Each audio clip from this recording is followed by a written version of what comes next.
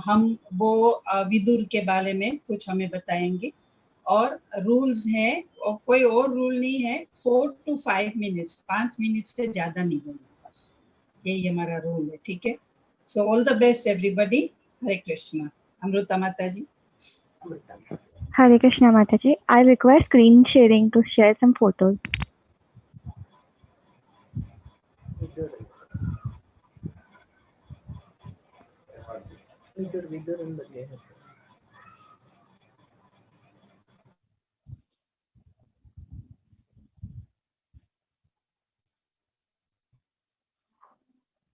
Hare Krishna, is it visible?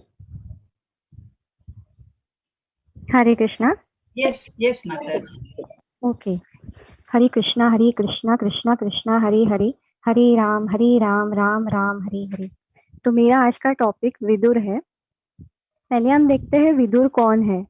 Vidur Yamraj है, जो मृत्यु के अधीक्षक है। यमराज इस भौतिक जगत में कैसे आए? मांडव्य मुनि के श्राप के कारण। एक बार आश्रम में पकड़े गए चोरों के साथ मांडव्य मुनि को भी पकड़कर सूला दंड दिया जा रहा था। इस दंड में एक शूल शरीर में घुसाकर इंसान को मारते हैं। जब राजा को पता चला तो उन्होंने तुरंत उस दंड को रोक दिया। जब मुनि ने यमराज से पूछा कि उन्हें इतना भयानक दंड क्यों दिया गया, तब यमराज ने कहा कि बचपन में उन्होंने पक्षियों को कांटों से टोचकर परेशान किया था, जिसका फलस्वरूप उन्हें ये दंड भुगतना पड़ा। बचपन के नादानी में किए गए कृत्य के लिए इतना बड़ा दंड देने की वजह से मुनि ने यमराज को श्राप दिया कि वे शूद्र जाति में जन्म लेंगे। इसका असली उद्देश्य क्या था? यमराज अपने प्रामाणिक कार्यों में व्यस्त रहते थे। वे भगवान की महिमा का प्रचार करना चाहते थे, इसलिए प्रभु की इच्छा से उन्हें इस श्राप के कारण इस भौतिक जगत में भगवान का प्रचार करने का मौका मिला। जन्म। विदुर का जन्म व्यासदेव द्वारा एक दासी के गर्भ से हुआ था। वे एक दासी पुत्र थे। वे धृतराष्ट्र और पांडु के सौतेले भाई थे। विदुर एक परम भक्त, विद्वान, राजनीतिज्ञ और धृतराष्ट्र के सलाहकार भी थे। विदुर के कारण ही पांडव को लक्षागृह के दुर्योधन के षड्यंत्र से बच पाए थे, क्योंकि उन्होंने लक्षागृह से नदी तक एक गुप्त सुरंग बनाई थी, जिससे पांडव सुरक्षित बच गए थे। जब कुरुक्षेत्र युद्ध के पूर्व कृष्णा शांति दूत बनकर कौरवों के पास गए थे, तब वे विदुर के घर ही रुके थे। विदुर के पत्नी ने उनका आदरातिथ्य करते हुए उन्हें केले दिए, लेकिन वो इतना मंत्र मुग्ध हो गई थी कि केले के छिलके भगवान को खिला रही थी, जो कृष्णा बड़े प्यार से खा रहे थे, और केले फेंक रही थी।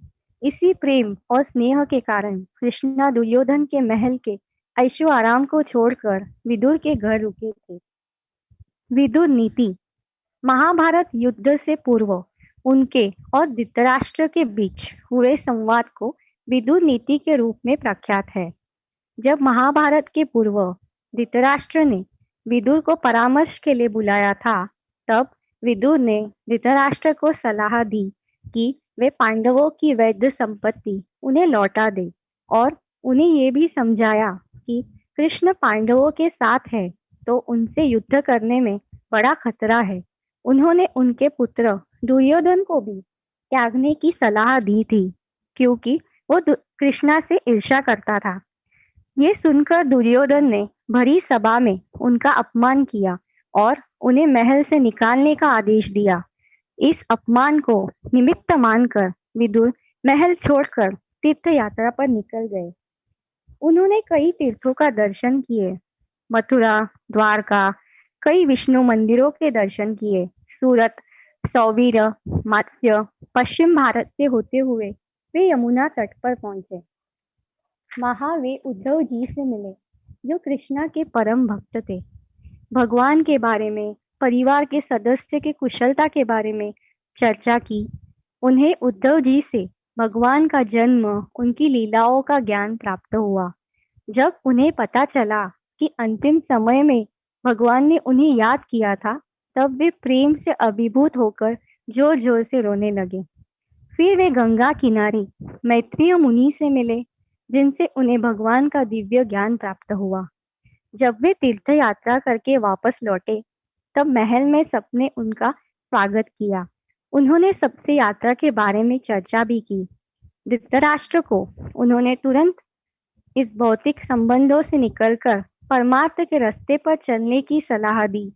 तब धृतराष्ट्र, गांधारी, विदुर वन में चले गए। इसके पश्चात एक बार वन में लगे अग्नि में ही उनकी मृत्यु हो गई और वे अपने धाम लौट गए। तो विदुर के जीवन से हमें सीख मिलती है कि जन्म कोई भी हो, हमें नित्य भगवान की ही सेवा में लगना चाहिए, उसी से हमारा उद्धार होगा। हरे कृष्ण। हरे कृष्णा कृष्ण कृष्ण हरे हरे, हरे राम राम राम हरे।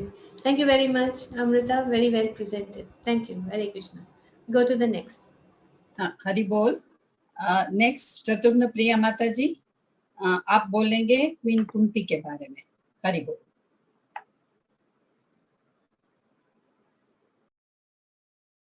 माता जी अनम्यूट कीजिए।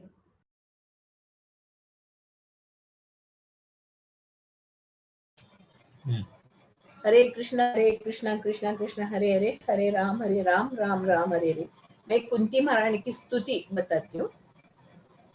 किस तरह कुंती महारानी भगवान के शरण में जाके अपने मन को भगवान के सामने प्रस्तुत किया, इस 26 श्लोक में कुंती महारानी ने बताया। कुंत्या उवाच नमस्ते पुरुषं त्वाद्यं ईश्वरं प्रकृते परम अलक्ष्यं सर्वभूतानां अंतर्बहिर्अवस्थितम्। श्रीमती कुंती ने कहा, मैं आपको नमस्कार करती हूँ क्योंकि आप आदि पुरुष है और इस भौतिक जगत के गुणों से निस्संग रहते हैं। आप समस्त वस्तुओं के भीतर तथा बाहर स्थित रहते हुए भी सबों के लिए अलक्ष्य है। माया जवनिका छन्नम अज्ञादोक्षजमव्ययम् न लक्ष्यसे मूढ़दृशा नटो नाट्य धरो यताम। सीमित इंद्रिय ज्ञान से परे होने के कारण आप ठगिनी शक्ति माया के पर्दे से ढके रहने वाले शाश्वत तत्व है। आप मूर्ख दर्शक के लिए उसी प्रकार अलक्ष्य रहते हैं जिस प्रकार अभिनेता का वस्त्र पहन लेने पर कलाकार पहचान में नहीं आता। तथा परमहंसानां मुनीनां अमल आत्मनां भक्ति योग विधानार्थ कथम पश्येमहि स्त्रियः।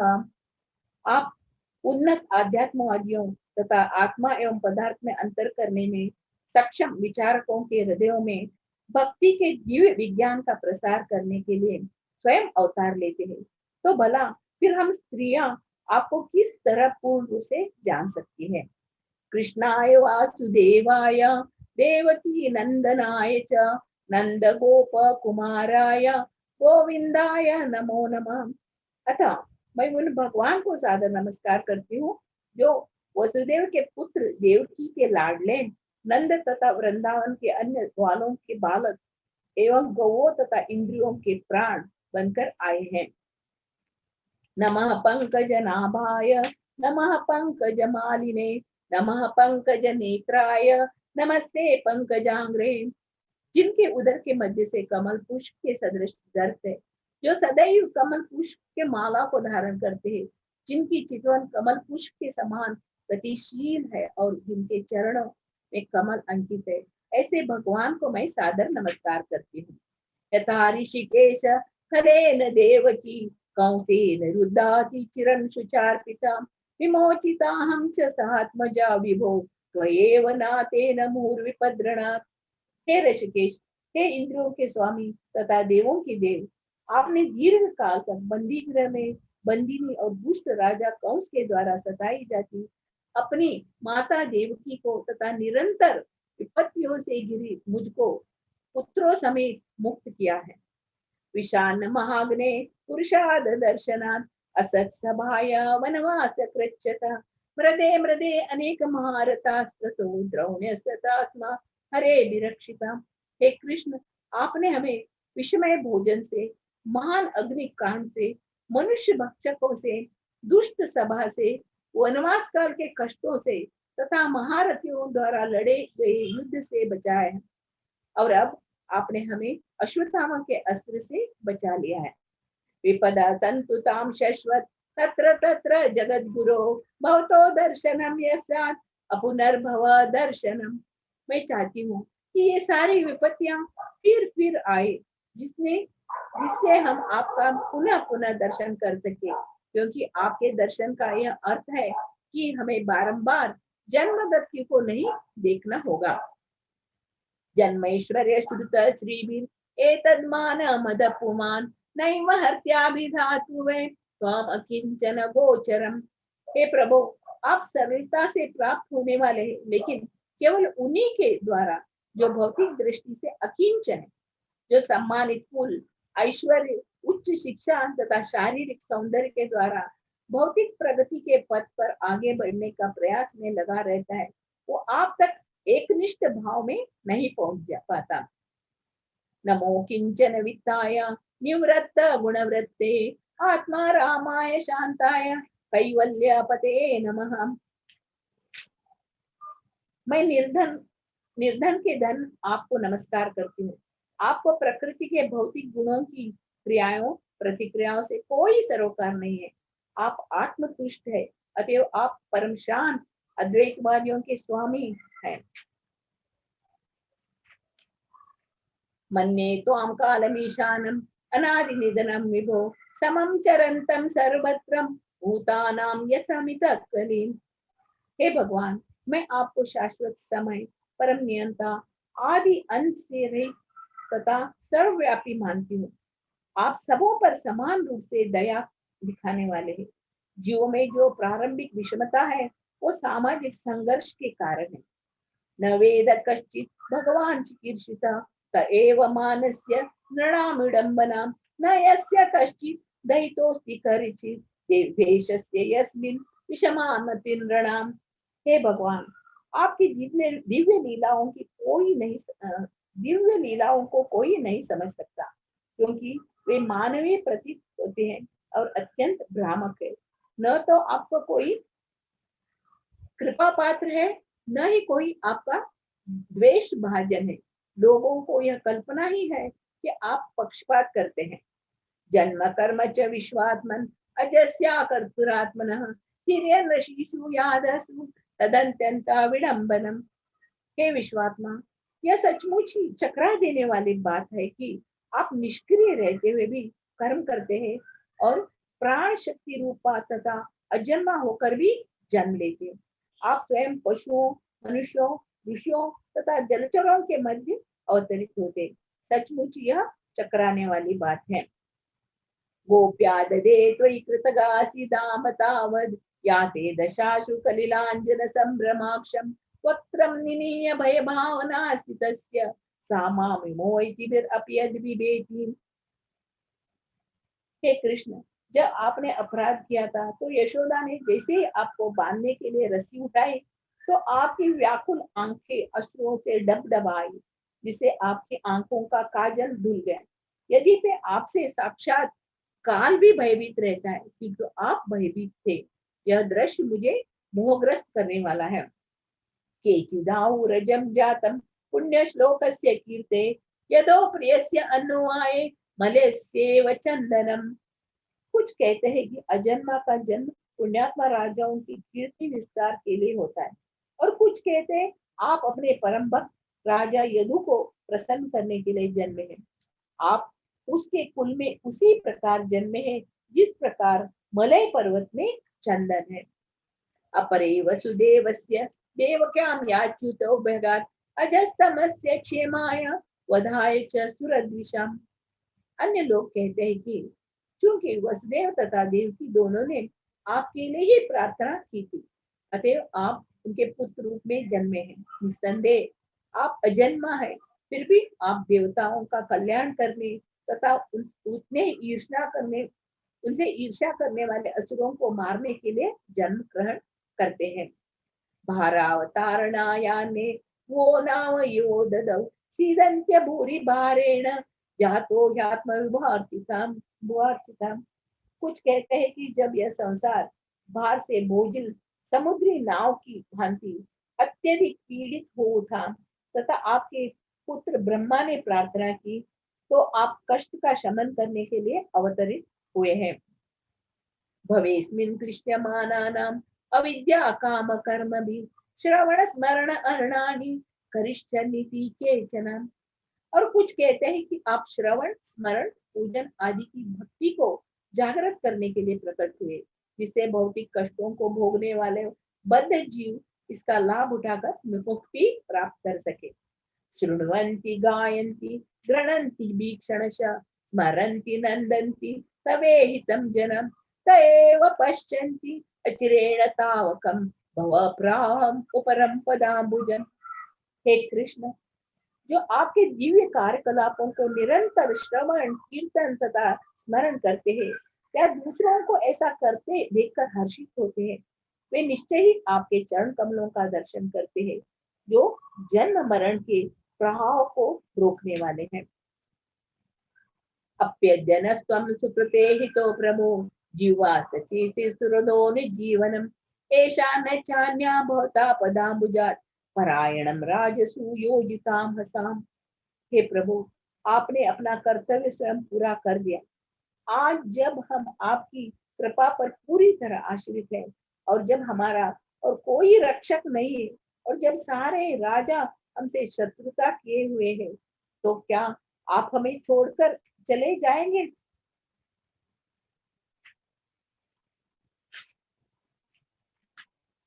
केवयं नाम रूपाभ्यां यदुपि सह पांडवा भवतो दर्शनम यरि रसिकाणाम इवेशुतुम।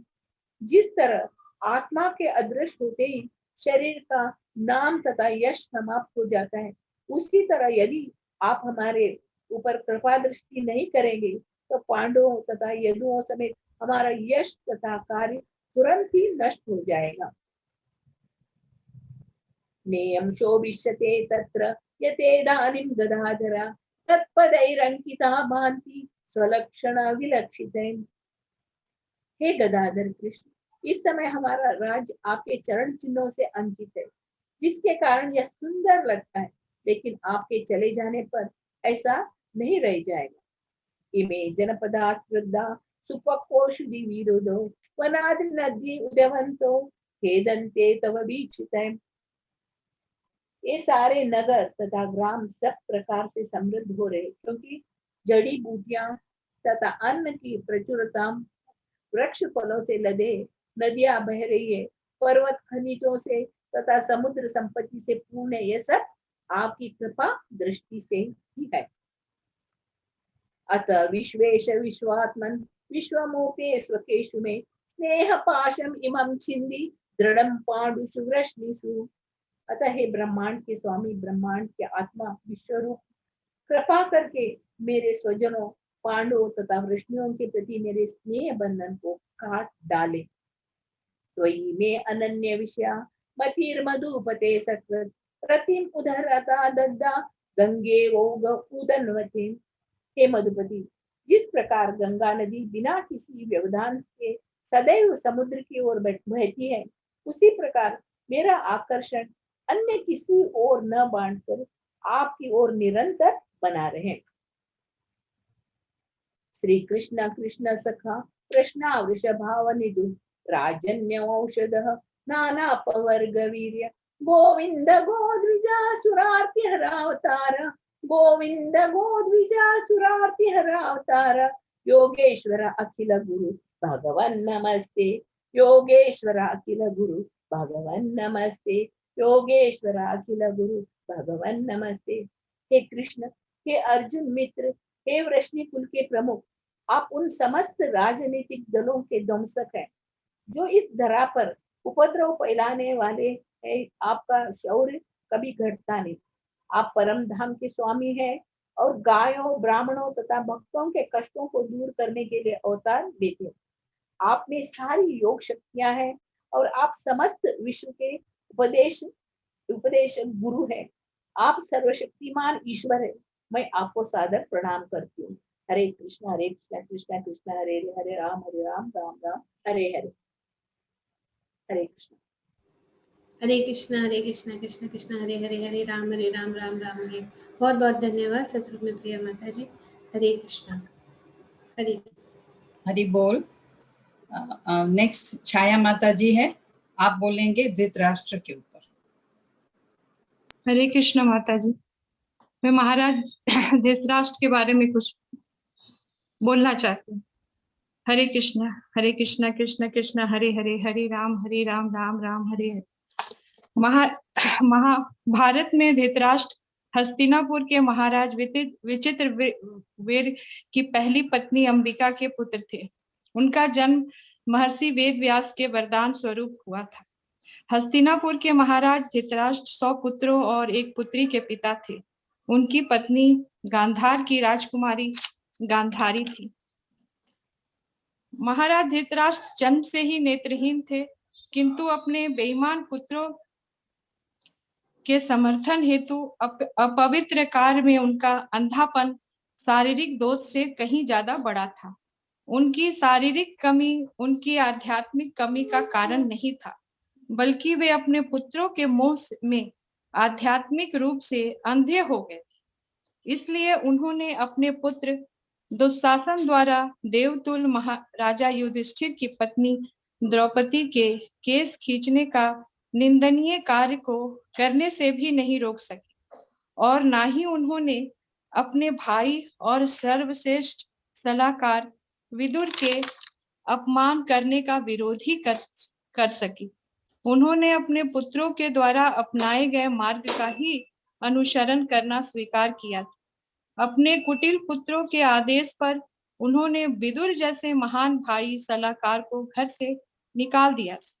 जब कोई कायिक रूप से स्वस्थ होते हुए भी आध्यात्मिक रूप से अंधा होता है, तब वह अंधापन मनुष्य के जीवन की उन्नति में भयावह रूप से बाधक होता है।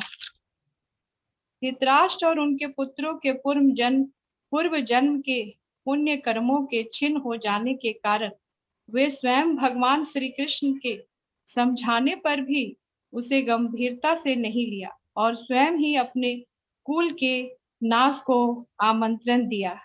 हरे कृष्ण कृष्ण कृष्ण हरे हरे, हरे राम राम राम हरे हरे कृष्ण हरे कृष्णा। बहुत बहुत धन्यवाद छाया माता जी, बहुत सुंदर रूप से आपने प्रस्तुति की। धन्यवाद। हरि बोल। अब हम दैत्य पावन प्रभु जी को निवेदन करती हूँ, वो अक्रूर के बारे में बोलेंगे। हरे कृष्णा। सभी भक्तों और वैष्णवों को मेरा दंडवत प्रणाम।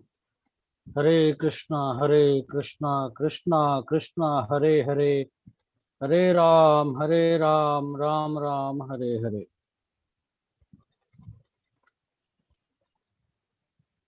अक्रूर जी भगवान श्री कृष्ण के चाचा लगते थे। उनके माँ का नाम गांधिनी तथा पिता का नाम स्वफल्क था।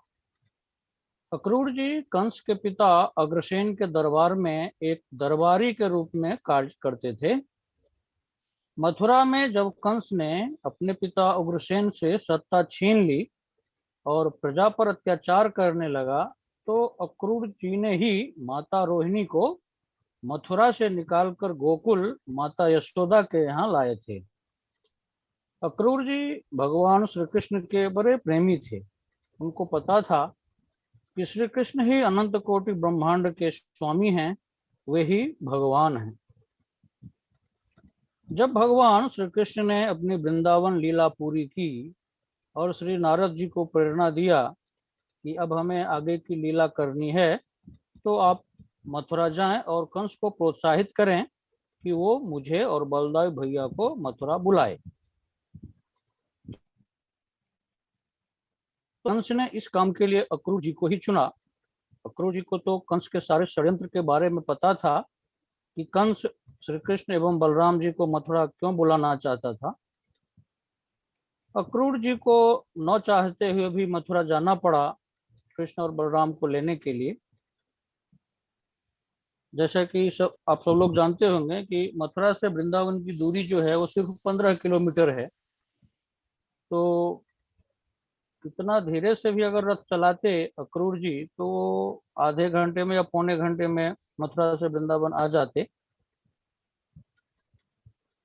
लेकिन अक्रूर जी एक तरह से दुखी भी थे कि मुझे कंस के इस षड्यंत्र का हिस्सा बनना पड़ रहा है, और दूसरी तरफ बड़े आनंद मग्न हो रहे थे कि आज मुझे तीनों लोक और 14 भुवन के स्वामी भगवान श्री कृष्ण के दर्शन होंगे। तो इस तरह वो रथ को लेकर के मथुरा से सुबह को ही चले थे और बड़े उनकी जो स्थिति थी, बड़े उहापोह की स्थिति थी कि हम वृंदावन जाएंगे, भगवान श्री कृष्ण के बलदेव जी के दर्शन होंगे। जब वह जमुना जी के निकट पहुंचे और फिर जमुना जी को उन्होंने पार किया, उस समय संध्या की बेला हो चुकी थी, गोधूली की बेला हो चुकी थी। तो सुबह को चले थे मथुरा से और वृंदावन पहुंचते पहुंचते उनको शाम हो गई थी। मतलब कभी रथ चलाते थे, कभी नीचे उतर जाते थे, फिर वो भगवान के बारे में चिंतन करते थे, स्मरण करते थे, ध्यान करते थे कि भगवान क्या कर रहे होंगे, किस अवस्था में होंगे, कैसे उनके दर्शन होंगे। बड़े प्रफुल्लित हो रहे थे, बड़े असमंजस की स्थिति में थे। अंदर अंदर दुख भी हो रहा था कि मेरे कारण से प्रभु को दुख उठाना पड़ेगा, उनको मथुरा लेकर आऊंगा, कंस उनके साथ कैसा व्यवहार करेगा, नहीं करेगा। तो दुखी भी थे और अपने प्रभु के, भगवान के दर्शन होंगे तो वो आनंद भी था, अंदर अंदर खुश भी थे। लेकिन इसी उहापोह की स्थिति में, असमंजस की स्थिति में कभी रथ चलाते थे, कभी रुक जाते थे, फिर कभी चलते थे, कभी रुक जाते थे। ऐसे करते करते उनको शाम हो गई, गोधूली की बेला हो चुकी थी, संध्या का समय हो चुका था। जब भगवान श्री कृष्ण और बलराम गोचारण करके लौट रहे थे, उस समय अस्ताचल सूर्य जो थे अस्ताचलगामी थे, अस्त होने का समय हो चुका था। तो भगवान कृष्ण की जो उस समय की छटा थी, तो जब अस्ताचलगामी सूर्य होता है तो उसकी जो किरण होती है वो लालिमा होती है उसमें। तो उस सूर्य की लालिमा जो भगवान कृष्ण के मुखार बिंद पर पड़ रहे थे, जो उनके छोटे छोटे पसीने के बूंद उनके मुखरे पे बड़े मोती की तरह चमक रहे थे। वो ब्रजरज में लपेटे हुए थे, जो गायों की झुंड को जो चढ़ाकर वापस आ रहे थे, तो गायों के समूह से जो धूल उड़ रहे थे उनके शरीर पे, उनके मुखड़े पे पूरा छाया हुआ था। तो बड़ा ही मनोहारी दृश्य था। ऐसे में जब अक्रूर जी यमुना को पार किए तो उस ब्रजभूमि में ब्रजरथ पे जो भगवान के चरण चिन्ह पड़े हुए थे, छाप पड़े हुए थे, उनको देखते ही वो इतने प्रसन्नचित्त हो गए, इतने भाव विभोर हो गए कि जहां जहां भगवान के चरण पड़े थे वहां वहां उन्होंने अपने सर रखना चालू किया, सिर को रखना चालू किया, उनको दंडवत प्रणाम करना शुरू किया। जहां जहां देख रहे थे कि इधर से भगवान गए थे तो चरण चिन्ह के ऊपर अपना सर रखते, फिर प्रणाम करते, फिर खड़े हो जाते, फिर चरण देखते, फिर साष्टांग दंडवत प्रणाम करते। ऐसे करते करते इस लीला को जब बलराम जी और कृष्ण भगवान लौट रहे थे तो वो दृश्य को देख रहे थे, इस लीला को, और बड़े प्रसन्न हो रहे थे कि अक्रूर जी कितना विभोर हो रहे हैं, प्रसन्नचित्त हो रहे हैं। तो जब मिले अक्रूर जी से तो कृष्ण भगवान ने उनको प्रणाम किया, क्योंकि रिश्ते में वो चाचा लगते थे। फिर दोनों आपस में मिले, फिर आने का प्रयोजन पूछा। उनको तो सर्वयंतर्यामी है भगवान श्री कृष्ण, मालूम पड़ गया उनको क्यों आए हैं, लेकिन फिर भी उन्होंने पूछा तो अक्रूर जी को कहने में बड़े संकोच हो रहे थे, वो संकुचित हो रहे थे कि मैं क्या बताऊं उनको। लेकिन भगवान कृष्ण ने बताया कि आप निसंकोच मुझे बताइए, जिस प्रयोजन से आप आए हैं, मुझे प्रयोजन पता है, लेकिन फिर भी मुझे बताइए, और वो चीज हमारे बाबा को और माँ को मत बताइए, नंद बाबा को और यशोदा मैया को, क्योंकि उनको तो मालूम था कि वो कृष्ण कंस किस प्रयोजन से मथुरा बुला रहा है। उसका तो षड्यंत्र था कि वो एक प्रकार का धनुष यज्ञ कर रहा है और बलराम श्री कृष्ण को भेजे थे कि हम मथुरा बुलाएंगे, उनको मारने का उनका योजना था कंस का। तो पूरी योजना कंस की बताई अक्रूर ने कृष्ण बलराम से। तो उन्होंने बोला कोई बात नहीं, आप चिंता मत कीजिए, आप दुखी मत होइए, आगे का जो भी है हम निपट लेंगे, लेकिन ये बात आप यशोदा मैया से और नंद बाबा से या किसी भी ब्रज के वासियों से मत बताइए, नहीं तो वो दुखी हो जाएंगे और हमें जाने नहीं देंगे। तो इस तरह से बड़े दुखी मन से अक्रूर जी फिर कृष्ण और बलराम के साथ नंद भवन में गए।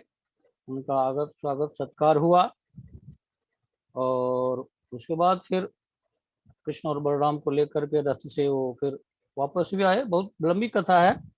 कोई भी ब्रजवासी उनको आने नहीं दे रहे थे, सारे ब्रजवासी उनके रथ के आगे लेट जाते थे कि हम उनको कंस के सामने नहीं जाने देंगे, मथुरा नहीं जाने देंगे।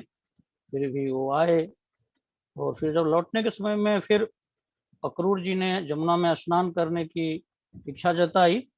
तो जब वो जमुना में स्नान करने के लिए गए तो भगवान श्री कृष्ण ने उनको अपना चतुर्भुज रूप दिखाया। तो जब स्नान करते थे तो देखते थे ये भगवान श्री कृष्ण मतलब चतुर्भुज रूप में है। फिर ऊपर उठ के देखते थे तो रथ पे भी वही बैठे हैं, और जमुना के जल के अंदर भी वही बैठे हैं, चतुर्भुज रूप में दिखाई दे रहे हैं। तो इस तरह से उन्होंने भगवान ने अपना चतुर्भुज रूप का दर्शन करवाया। भगवान अक्रूर जी बहुत प्रसन्न हुए। उनको तो मालूम ही था कि ये परात्पर ब्रह्म श्री कृष्ण भगवान है, और उनको दर्शन कराया और वो अभिभूत हो गए। तो यही अक्रूर जी की कथा है। हरे कृष्ण।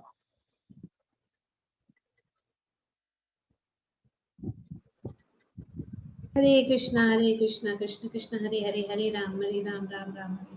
बहुत बहुत धन्यवाद दैत्य पावन प्रभु, बहुत अच्छी तरह से आपने बताया। Thank you. हरि बोल। अब मैं ललिता माता जी को रिक्वेस्ट करूंगी, वो विदुर के बारे में हमें कुछ बताएंगे। हरि बोल। हरे कृष्णा हरे कृष्णा हरे Krishna Krishna Krishna Hare Hare, Hare Ram Ram Ram Hare Hare. Amrita Mataji has covered Mithuna in a very complete story.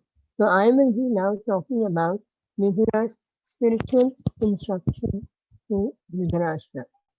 When Duryodhana insulted Mithuna, he immediately left the kingdom, using it as an opportunity to devote himself completely to the service of the Lord. After many years of travel to places of pilgrimage, he returned to the palace where all the inhabitants met him with great delight. Mithuna was very dear to the Kaurava family, and his very long absence was compared to inactivity. After the pleasantries and resting, Mithuna remained in the palace for a certain period of time. His return to the palace was not to enjoy the material comfort, but to enlighten his brother Dhritarashtra. The thoughts of Vidura were so attractive to the rest of the family that they took great pleasure in hearing. This is the way to spiritual realization. The message should be heard attentively, and when spoken by a realized soul, it will cut the dormant heart of the conditioned soul. And by continuous Shravan, one can attain the perfect stage of realization. Now I will share a few facts which Vidura instructed to Dhritarashtra, which is not only applicable to Dhritarashtra, but also to Maharaja Yudhishthir and all of us. Our duration of life is measured, and no one is able to enhance it even by a second against the scheduled time ordained by the Supreme Will. The material body, which is subject to birth, death, disease, and old age, is the cause of all suffering of the living being. Otherwise, the living being is eternal. Any comfort of life or any material happiness which does not warrant eternal life is but an illusion. One who understands this is a learned one. Cruel death cares for no one. There is no superior power which can check the cruel hand of death. There is no remedial measure for old age and for death. And because there is no such thing in the material world, death is identical with the Supreme Personality of God. When there is the influence of eternal time, there is a set of tribulation, namely birth, disease, old age, and death, and all of them are invincible. Whoever is under the influence of Supreme Kala or eternal time must surrender his life as well as his possession. There is no powerful living being within this universe who can overcome the influence of time. The foolish man does not know that a human body is awarded after many births as a chance for self realization. Dhritarashtra, even at this ripened age, despite having lost his sons, kingdom, and wealth, wanted to stay home in a degraded condition of accepting charity from his enemies. Vidura chastises Dhritarashtra and impresses on him that it is better to die like his sons than accepting humiliating charity. Lastly, he explains to Dhritarashtra that one is a first-class man who awakens and understands either by himself or from others the falsity and misery of this material world, and thus leave home depending fully on the Paramatma residing within one's heart.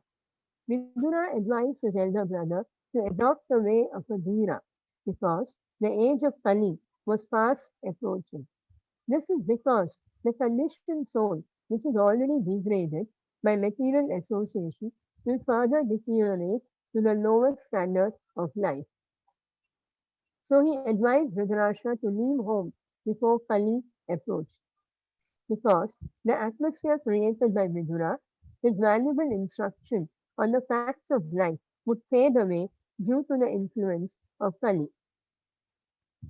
Dhritarashtra by now was firmly convinced by Vidura's instruction, at once broke the strong network of familial connection by his resolute determination. Thus, he immediately left home to set out on the path of liberation as directed by his younger brother. Hare Krishna. Hare Krishna, Hare Krishna, Krishna Hare Hare, Hare Ram, Ram Ram. Yes, you were saying something, Lalita. No, I wanted to say all glory to Srila Prabhupada. This was taken from the Canto 1, Chapter 13. Thank you very much for sharing. Very nice. Thank you. Hari बोल। अब मैं निवेदन करूंगी जय श्री राधा माता जी को, वो king Pandu के बारे में कुछ बताएंगे हमको। हरे कृष्णा। पांडु महाराज जो पांडवों के पिता कहलाते हैं, वे बेहद पराक्रमी तथा न्यायप्रिय राजा थे। उनका जन्म महर्षि कृष्णद्वैपायन व्यासदेव द्वारा रानी अंबालिका के गर्भ से हुआ। महर्षि व्यास के तेज को महारानी अंबालिका सहन न कर पाई और उनका चेहरा पीला पड़ गया। इसलिए जो पांडु महाराज है उनकी अंग कांति पीली हो गई थी और उनकी अंग कांति पीली होने के कारण उनका नाम पांडु महाराज पड़ा। राजा कुंती भोज के पुत्री कुंती से उनका स्वयंवर द्वारा विवाह हुआ। ये पहला विवाह था उनका। और दूसरा विवाह उनका माद्री से हुआ, जो उनकी दूसरी पत्नी कहलाई। अपने बड़े भाई धृतराष्ट्र दृष्टिहीन होने के कारण उन्हें हस्तिनापुर का राज्य कारभार संभालना पड़ा। महाराज पांडु को युद्ध तथा शिकार करना अत्यंत प्रिय था। अपने तेज तथा पराक्रम से उन्होंने राज्य का विस्तार किया और अनेक अनेक राजाओं को परास्त करते हुए दिग्विजय हासिल की। कहते हैं कि राजा पांडु के शासन काल में राज्य में शक्ति, धन, संपदा की प्रचुर मात्रा में वृद्धि हुई थी। महाराज पांडु न्यायप्रिय तथा दानी राजा थे। युद्ध में अर्जित संपत्ति को प्रजा में बांट दिया करते थे और महायज्ञों का भी अनुष्ठान करते थे। एक बार राजा वन में आखेट करने गए थे, तब एक ऋषि मृग रूप धारण करते हुए मृगी के साथ विचरण कर रहे थे। राजा पांडु ने इस मृग तथा मृगी के साधारण समझकर बाण चला दिया था, लेकिन उस बाण से वो मृग कहराते हुए जमीन पर गिर पड़ा और मृग रूपी किंदम मुनि ने उनको पांडु महाराज को श्राप दिया कि हे राजा, तुम्हारी मृत्यु भी तभी होगी जब तुम अपनी पत्नी के संग करना चाहोगे। यह सुनकर वे अत्यंत दुखी हुए और राजकारभार पितामह भीष्म तथा ज्येष्ठ भाई धृतराष्ट्र को सौंपकर वे प्रायश्चित करने के लिए वन में चले गए। उनके साथ अपनी दोनों पत्नियां भी थी। वहीं पर उन्होंने अपनी चिंता अपनी पत्नी को बताई कि वे कभी वंश को आगे नहीं बढ़ा सकते। तब महारानी कुंती ने अपने बाल्यकाल में महर्षि दुर्वासा द्वारा प्राप्त वरदान के विषय में उन्होंने बताया। तब राजा पांडु ने उन्हें बताया कि अपने उन वरदानों का प्रयोग करके अपने तथा माद्री के लिए पुत्रों का प्राप्त करें। उन्हीं वरदानों का सहारा लेकर उन्होंने अपने पति की आज्ञा अनुसार धर्म से युधिष्ठिर, वायु से भीम और इंद्र से अर्जुन को प्राप्त किया और माद्री ने अश्विन कुमारों द्वारा नकुल तथा सहदेव को प्राप्त किया और ये पांचों पुत्र पांडव कहलाए। एक बार वह वन में विहार करते हुए महारानी माद्री के साथ उन्होंने संग करने का इच्छा हुई। तब महर्षि किंदिम के श्राप के अनुसार उनकी मृत्यु हुई। इस प्रकार देखते हैं कि महाराज पांडु की जो आयु थी बहुत छोटी ही थी। हरे कृष्ण। हरे कृष्णा। बहुत धन्यवाद श्री राधे माता जी। बहुत सुंदर रूप से आपने महाराज पांडु के विषय में बताया। हरे कृष्णा। हरि बोल। अब मैं निवेदन करूंगी राशेश्वरी माता जी को, क्वीन कुंती के बारे में कुछ हमें बताएंगे। हरि बोल। हरे कृष्णा हरे कृष्णा हरे कृष्णा कृष्णा कृष्णा हरे हरे, हरे राम राम राम हरे हरे। मैं अभी आपको कुछ क्वीन कुंती के बारे में सुनाना चाहती हूँ।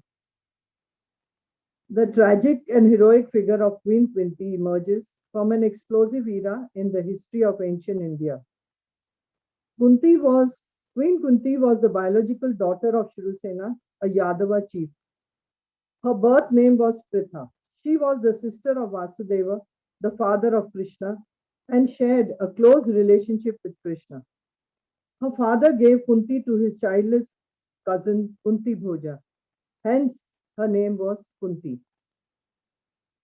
Pandu, he became the king because his elder brother Dhritarashtra had been born blind, a condition that excluded him from direct succession. Pandu had two wives, Madri and Kunti. Kunti was gifted with beauty and character. She rejoiced in the law of dharma and was great in her vows. She is the incarnation of the success potency of the Supreme Personality of Godhead. She also possessed an unusual benediction. In her stepfather's house, Kunti's duty was to look after the welfare of guests. One day, the powerful sage and mystic Durvasa Muni came there and was pleased by Kunti's selfless service. Foreseeing that she would have difficulty in conceiving sons, Durvasa Muni gave her the benediction that she could invoke any demigod and by him obtain progeny.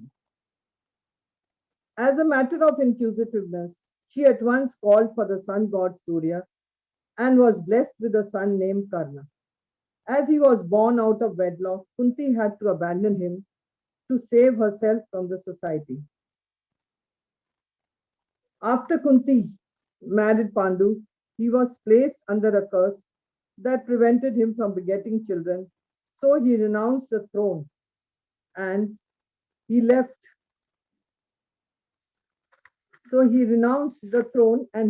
for the forest with his two wives.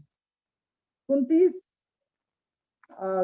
was asked by her husband at her husband's request.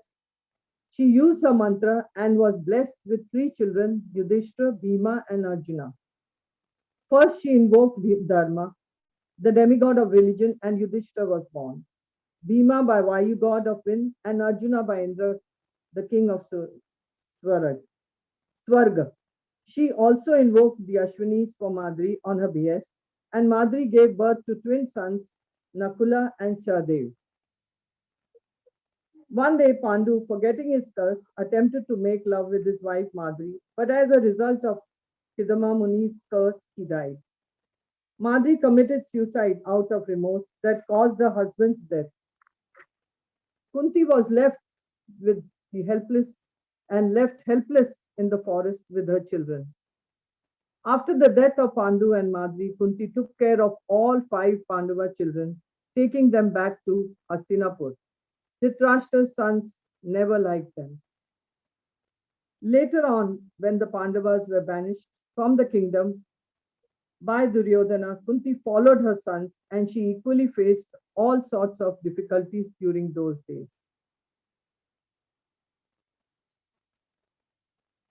Kunti Devi never forgot her first child, Karna, and after Karna's death in the battle of Kurukshetra, she lamented and admitted before other sons that Karna was her eldest son prior to her marriage with Maharaja Pandu.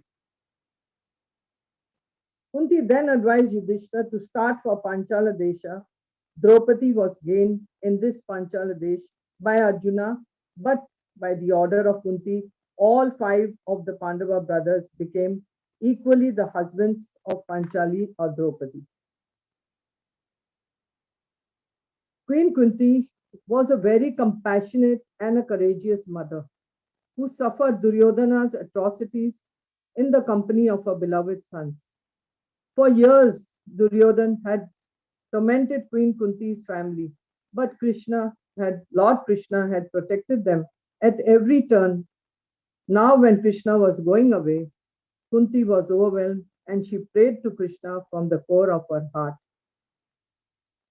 As Kunti approached the Lord's chariot and began to address Krishna, her immediate purpose was to persuade him to remain in Hastinapur and protect the Pandavas. Kunti's prayers were never self-serving, although her sufferings were far greater than those any ordinary person could endure. She does not beg relief.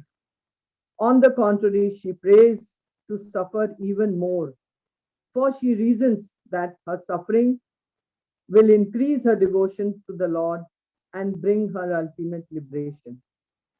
Later, she went to the forest with the Queen Gandhari for severe penance. She used to take meals after each 30 days.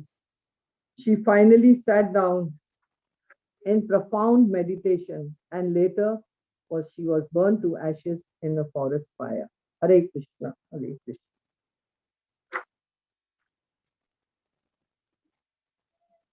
Hare Krishna, Krishna Krishna, Hare Hare, Hare Ram, Ram Ram, Hare Hare. Thank you very much, Rajeshwari. Very nice presentation. Thank you. Haribol, it's now Mary turn, and I will talk about Duryodhan.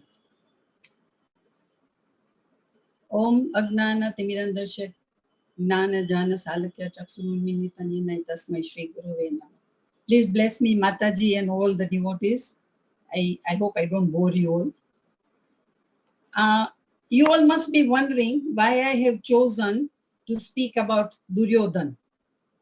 Simple answer, by looking at all these anarthas, we learn a lot. How not to behave, what will be the consequences of being demonic. His life serves us a great lesson.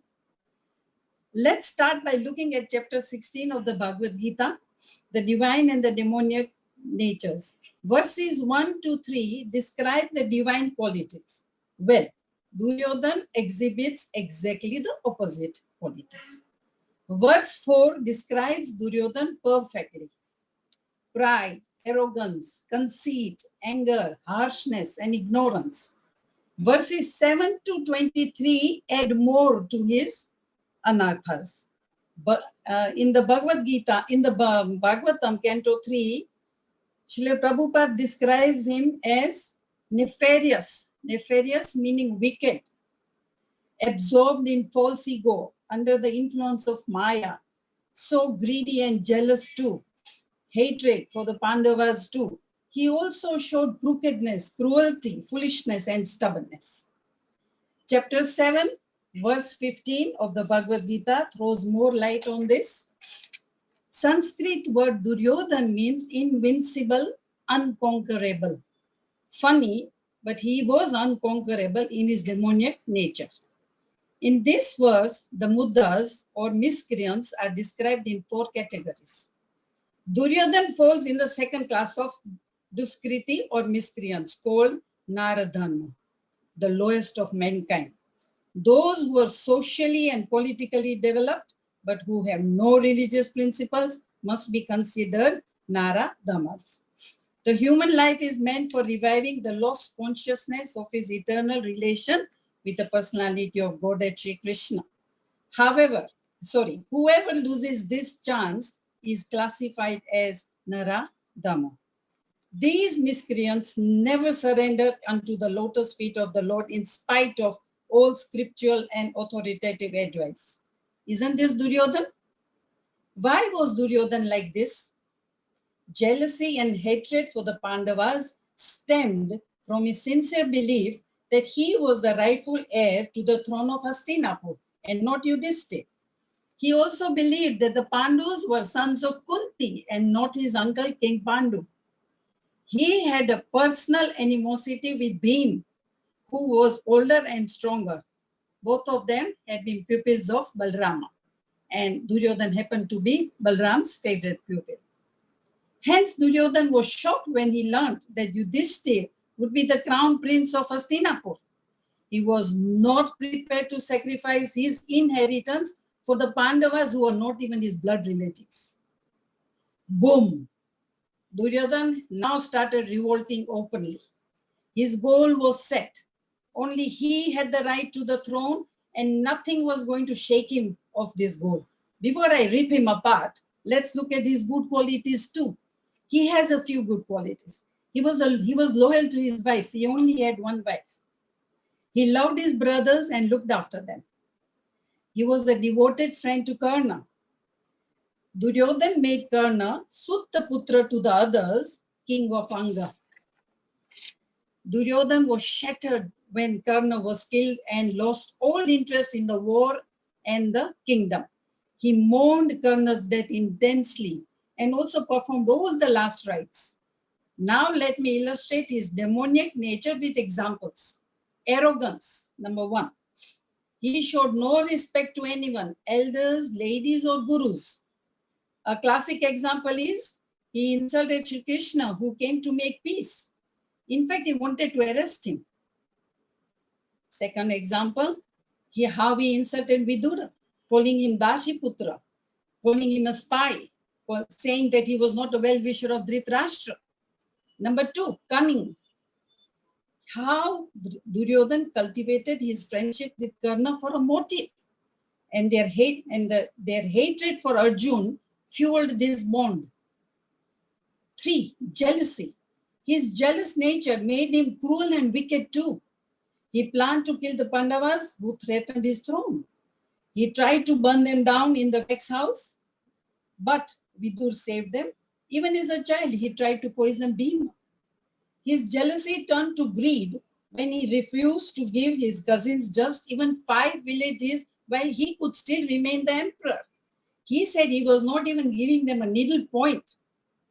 Another point for cruelty or wickedness, in the royal court, when Draupadi was disrobed, I'm not sure it was lust. He was encouraged by Karna and his brothers.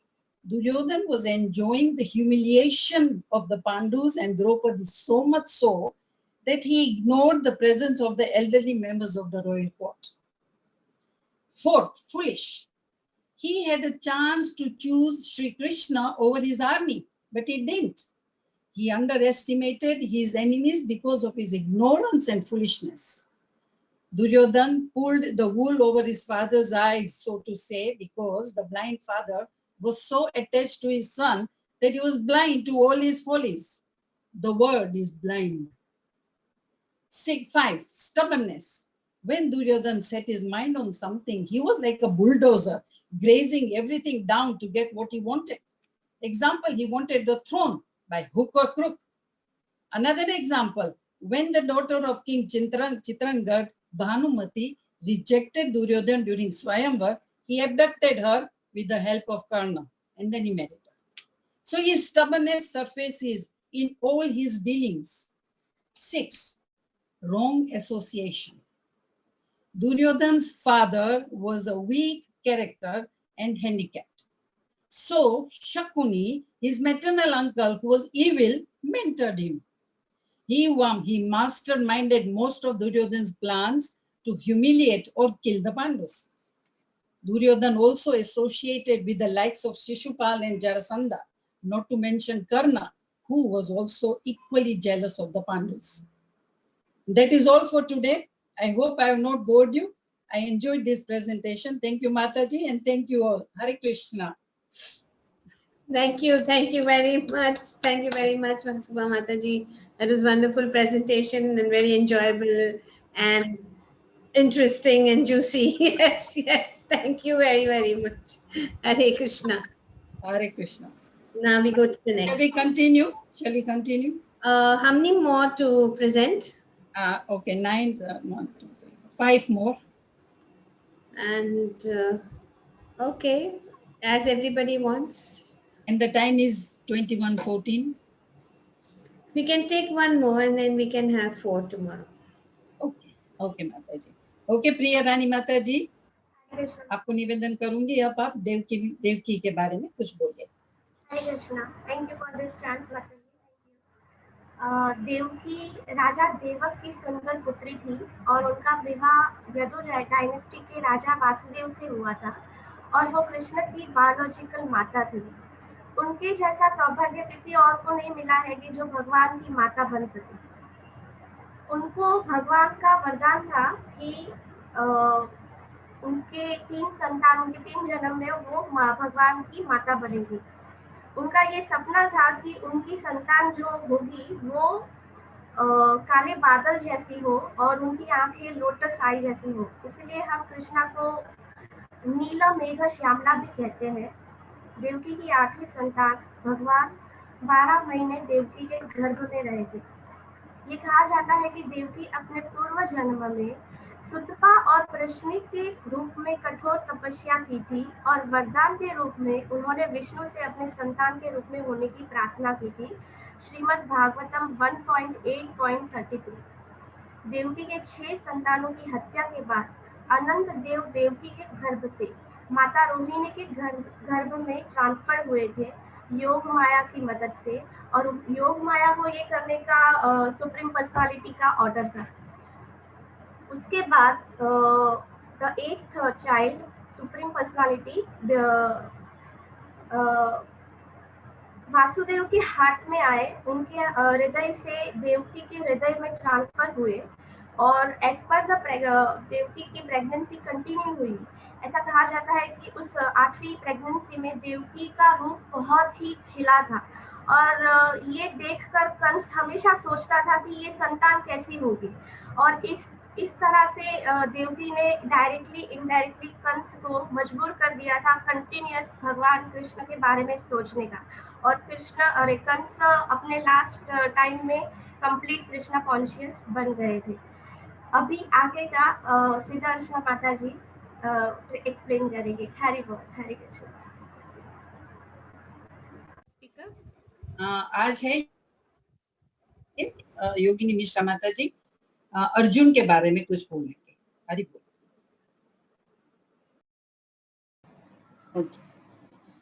Hare Krishna, everyone.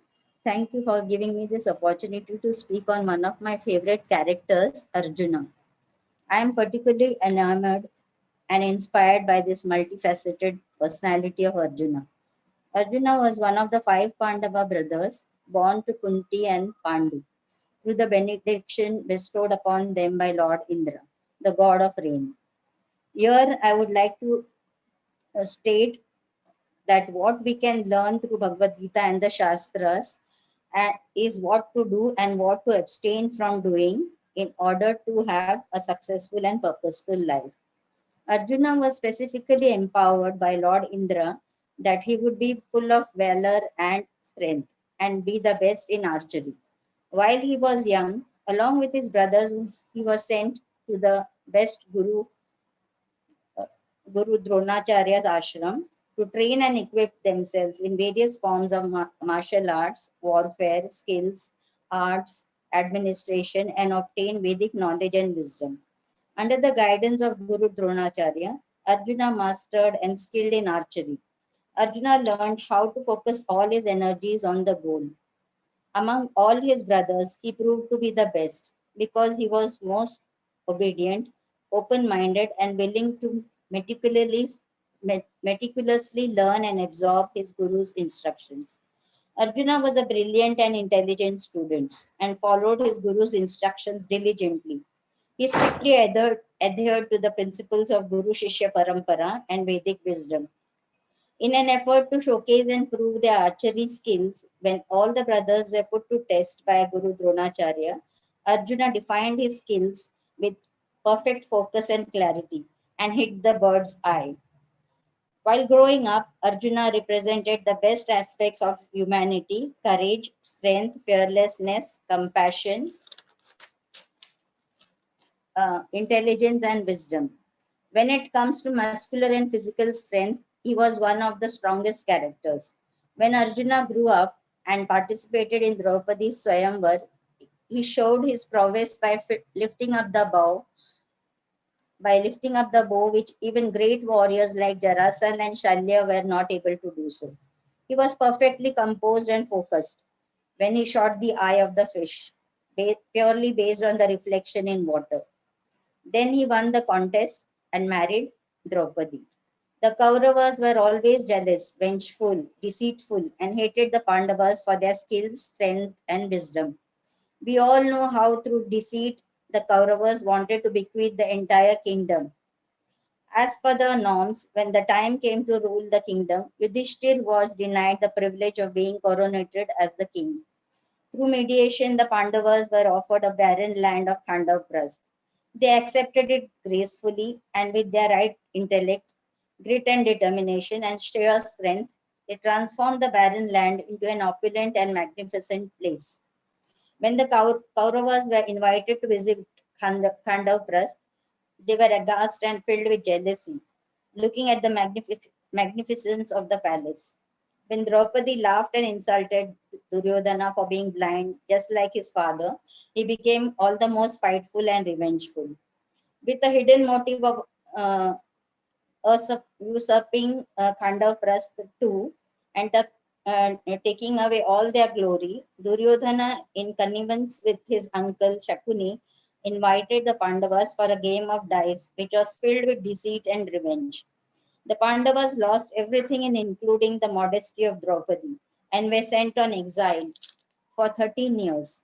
Despite the humiliation faced by them, all the Pandavas, including Arjuna, ungrudgingly followed their elder brother, Yudhishthir. This demonstrates that we must always respect, bow down, and follow the instructions of elders without retaliating. During the exile period, Arjuna gained many celestial weapons with tapa and Lord Bhishma and Lord Shiva's benediction, which even Indra, Yama, and Kuber could not get. Arjuna used these weapons appropriately according to time, place, and circumstances. For example, Pashupat Astra to kill the demons. He appropriately used the Brahmastra to kill Karna upon the instruction of Lord Krishna. He used the weapon to kill Jayadratha, who was responsible for Abhimanyu's death during the war. Thus, while in distress too, Arjuna utilized his energies to hone his skills. During the last year of the exile period, Arjuna showcased his skills and prowess as a dancer, singer, and as an able mridanga player. He disguised himself as Brihanala at King Virat's Matsya kingdom, where he taught song and dance to Princess Uttara. When Kichika humiliated and tried to molest Draupadi, Arjuna, like a true loving husband, consoled her and plotted with Bhima to kill Kichika. We all know the sequence of events that led to the great war of Mahabharata, when all efforts at mediation by Krishna failed. In this great war, Arjuna very aptly used his sense of prudence and wisdom to have Krishna on his side rather than the Narayani Sena, because he was so sure and confident that with Krishna on his side, he could easily defeat anybody. On the battlefield of Kurukshetra, Lord Krishna chose Arjuna to speak the Bhagavad Gita because he was a devotee, a direct student, and his intimate friend. This transcendental friendship cannot be had by everyone in this material world. Being an associate of Lord Krishna, Arjuna was above all ignorance. However, he was put into ignorance by Krishna on the battlefield so that Arjuna could question and be explained about the cause of the problems and suffering in life. Krishna wanted human beings to act accordingly and perfect the mission of human life. He wanted to drive home the point that one should not claim to be the proprietor of anything, and that one should accept only things set aside for him by the Lord as his quota for his maintenance. When Arjuna saw his own family and relatives on the opposite side in the battlefield, he became overwhelmed, emotional, and nervous due to attachment and compassion towards his relatives. He felt that these men and their hearts were overtaken by greed and saw no fault in killing one's family or quarreling with friends. Arjuna was burdened with grief, thinking about the grave repercussions it would have. Arjuna was totally confused and could not think clearly. That's when he totally surrendered to Krishna. Similarly, when we are in doubt or confused state of mind, we need to surrender unto the lotus feet of the Lord and seek protection and guidance from a bona fide spiritual master and Shastra. This will enable us to make the right choices and decisions. Krishna chastised Arjuna to give up the petty weakness of heart, arise and fight. Krishna helped Arjuna clear all his confusion about how mourning is not the solution for those who are not worthy of grief. Krishna emphatically spoke that only one who is not disturbed by happiness and distress and is steady in both is eligible for liberation. Therefore, he urged Arjuna to perform his duty and not lament. He reminded Arjuna of his constitutional position as a Kshatriya, that one surely without doubt needs to fight on religious principles without any hesitation. He asked Arjuna to fight with determination and be resolute in purpose. Thus, Arjuna followed the injunctions of Lord Krishna and acted like a true disciple. Thus, in conclusion, I would like to summarize 4 important points. We need to strive to always be in a constitutional position and follow the principles of Dharma.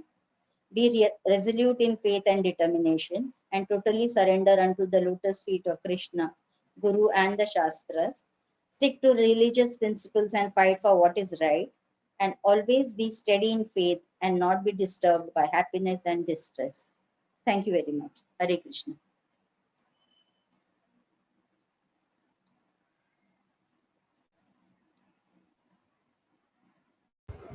Hare Krishna, Krishna Krishna, Hare Hare, Hare Ram, Ram Ram, Hare Hare. Thank you very much, Yogini, for a wonderful presentation. Hare Krishna. Who's the next? अभी मैं राधिका को निवेदन करूँ.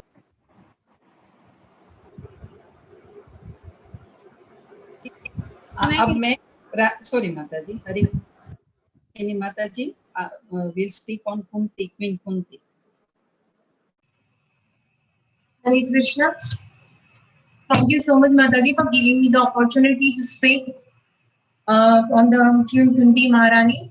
And I seek the blessing of all the Vaishnavas present here. I've covered the points on 2 parts, background and the brief description of Queen Kunti and her exemplary devotional sentiments. Kunti was the daughter of Maharaj Surasena and the sister of Krishna's father Vasudeva. King Kunti Bhoj adopted her and hence she was known as Kunti. She once served the powerful mystic sage Durvasa, who gave her a mantra by which she could invoke any of the demigods. A devotee who has developed intense love for Krishna cannot live for a second without seeing or serving him. The pain of separation from him being too unbearable. One such devotee was Queen Kunti. The Mahabharata explained how Kunti underwent great sufferings throughout her life. Before getting married, she gave birth to Karna, her first son. Being a maiden, however, she rejected him to save herself from social condemnation. Soon after getting married, her husband Pandu died, and Kunti raised her 5 children alone. Duryodhan and the other sons of Dhritarashtra mistreated the Pandavas and even tried to kill them by several means. Duryodhan tried to burn the house of Shalak to kill the Pandavas. Kunti and her 5 sons escaped secretly and hid in the forest. Duryodhana arranged gambling match and tried to rob the wealth of Pandavas. Draupadi was disrobed. Pandavas were given 13 years of exile. Though in battlefield Pandavas emerged victorious, Kunti bore the loss of many of her grandsons and other relatives and well-wishers. Despite all this reversal in her life, Kunti kept her faith in the Supreme Personality of Godhead, Sri Krishna, and her devotion to him. In the midst of all this trouble, she always sought Krishna's shelter. She never prayed to Krishna for a peaceful life or for returning the kingdom to her son. She never challenged Krishna by asking why he allowed her family to undergo such suffering, even though he was present. In fact, after the battle, when her son regained their lost kingdom, she prayed to Krishna for more calamities. Vipada santuta shashvat tatra tatra jagat guru. Bhavato darshanam yat sayat apunar bhava darshanam. I wish that all those calamities would happen again and again, so that we could see you again and again. For seeing you means that we will no longer see repeated births and death. Srimad Bhagavatam 1.8.25. Devotees consider the pain of calamity insignificant when compared to the pain of separation from the Lord. Those who can perceive the Lord loving embrace during calamities welcome them. They understand that the Lord is a loving Father who will always give protection. They accept all situations in life gratefully, considering them Krishna's arrangement for their purification. While remembering all her difficulties, Kunti realized that they could never have overcome this danger without Krishna's presence. When Krishna was leaving for Dwarka after battlefield, she submitted her prayer before him because she feared that now that they were comfortable in their royal position, she might forget Krishna. Therefore, she prayed Krishna for more suffering, which could help her to continue to remember him. Hare Krishna. Thank you so much. Hare Krishna. Thank you very much, Radhika Tilakani. Very well presented. Thank you, Mataji. On the level of Queen Kunti. Thank you so much. Thank you, Vamsi. Hare Krishna. Thank you. Subha Mataji, can you continue? Hari बोल। अब श्री दर्शना माता जी को निवेदन करूंगी, देवकी माता के बारे में कुछ बताएं हमको। Hare Krishna. My Dandavat Pranam to all the Vaishnavas and to my Mataji, Krishnamai Mataji. I'll be speaking on Devki's character. Devki was a daughter of Devaka, the younger brother of King Ugrasen of Mathura of Bhoj dynasty. Devki was the younger cousin sister of Kansa, who was an oppressor and a cruel king of Mathura of ancient India. Devki was married to Vasudev, who was the son of Sursena, and Devki conceived the Supreme Personality of Godhead in her womb.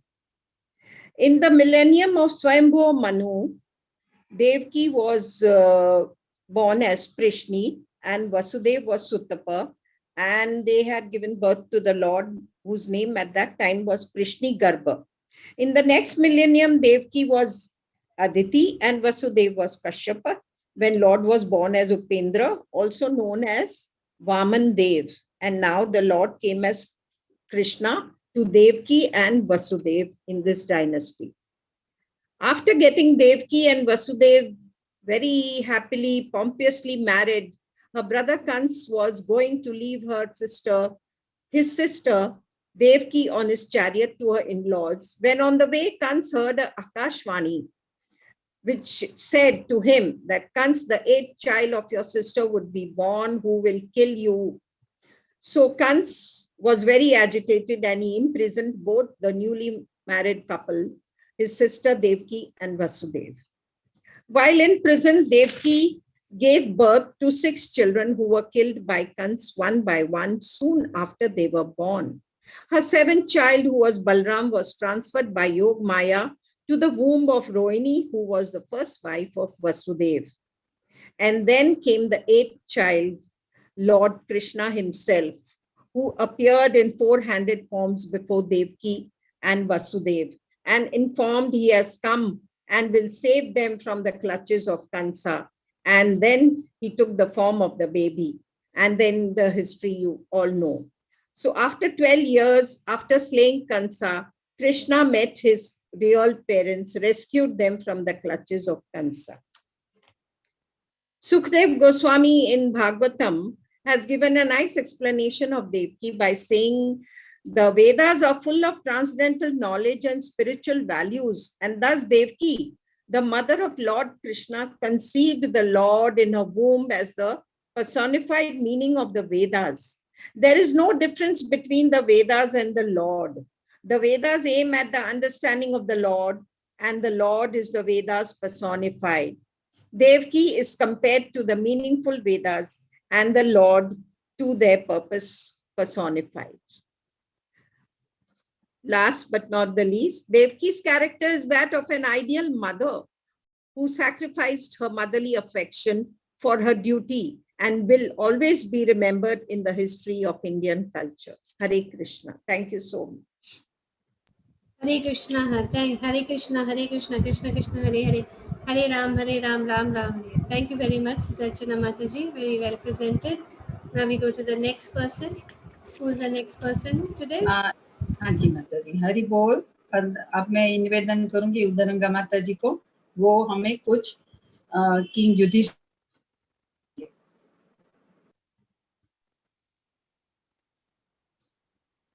Hare Krishna. Thanks Mataji for giving me the opportunity to speak. Thanks Asubha Mataji and Anupama Mataji for adopting interesting and knowledgeable ways of revising the chapters of Srimad Bhagavatam. Dandvat Pranam to all the Vaishnavas of the Jung family. I will speak on the topic King Yudhishthira. Yudhishthira was the eldest son of King Pandu and Queen Kunti, king of Hastinapur, Indraprastha, and world emperor. Kunti gave birth to Yudhishthira by invoking the Lord Dharma. Being Pandu's eldest son, Yudhishthira was the rightful heir to the throne. However, this claim was contested by Dhritarashtra's son Duryodhana. For this, Dhritarashtra's Maharaj, Yudhishthira's uncle, adopted various unfair means to cheat his nephew of their rightful share of the kingdom. Yudhishthira was trained in religion, science, administration, and military arts by the Kuru preceptors Kripacharya and Dronacharya. He was a master of the spear weapon and a Maharatha capable of combating 10,000 opponents all together at a time. He is also known as Adat Shatru, one who has no enemies. Yudhishthira's true prowess was shown in his unflinching adherence to Satya and Dharma, which were more precious to him than any royal ambitions, material pursuits, and family relations. Due to his piety, his feet and his chariot did not touch the ground to symbolize his purity. He and his brothers were favored by the Kuru elders like Bhishma, Vidur, Kripacharya, Dronacharya over Duryodhana and his brothers. Due to Pandava's devotion to their elders, pious habits, great aptitude in religion, and military skills. King Yudhishthira was unfairly defeated in gambling, and because of the vow of truthfulness, he went off to the forest along with brothers and Maharani Draupadi. When he came back, he begged the return of his rightful share of the kingdom. He was refused by Dhritarashtra. At last, they demanded only 5 villages, one for each of the 5 brothers. But it was also refused by Duryodhana. And this incident led to the war of Kurukshetra, that is Mahabharata. Vidura said to return the legitimate share to Yudhishthira, who has been forbearing untold sufferings due to Dhritarashtra's offenses, and also as they are under Lord Krishna's shelter.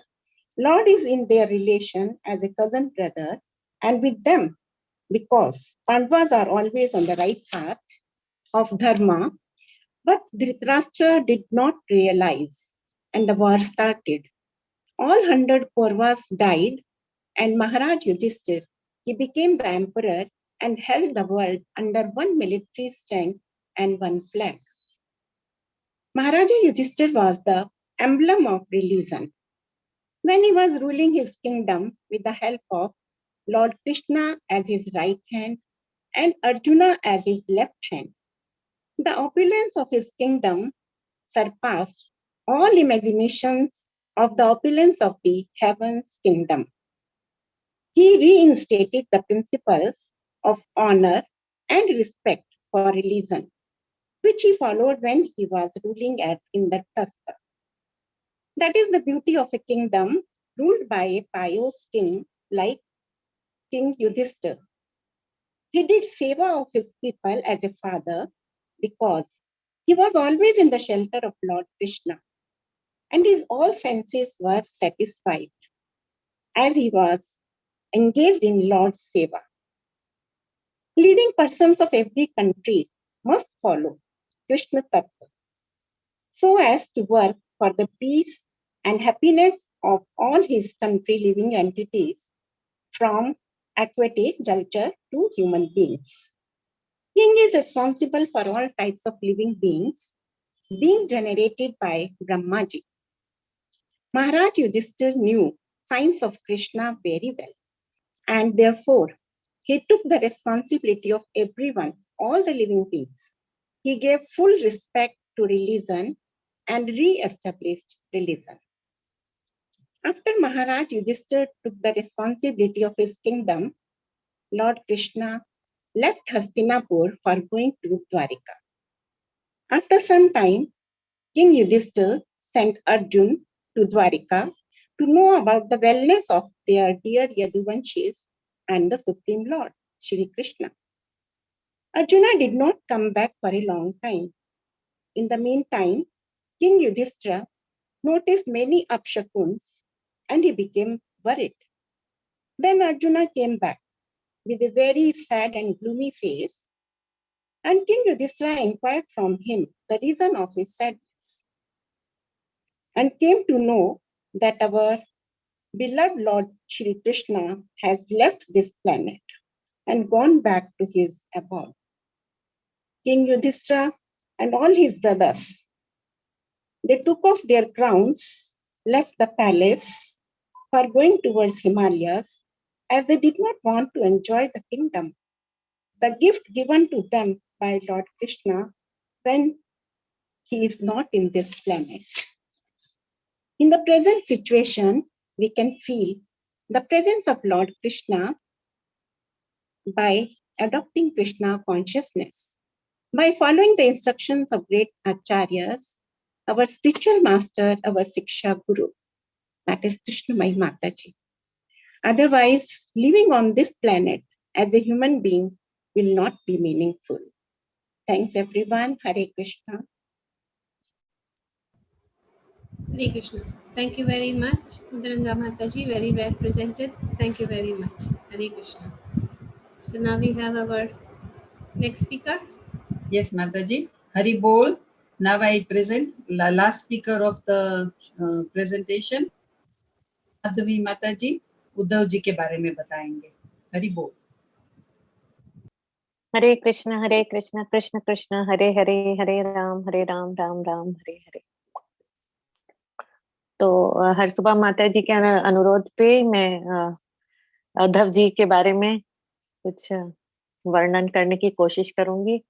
Krishna में माता जी और हर सुबह माता जी कृपा करके आशीर्वाद दीजिए. मैं आज जो जान पाई, मैं ज्यादा कुछ जानती नहीं उद्धव जी के बारे में, लेकिन जो भी एकत्रित कर पाई कृष्णा बुक से और जो भी अभी तक हमने अध्ययन करा है वो आपके सामने प्रस्तुत करने की कोशिश करूंगी.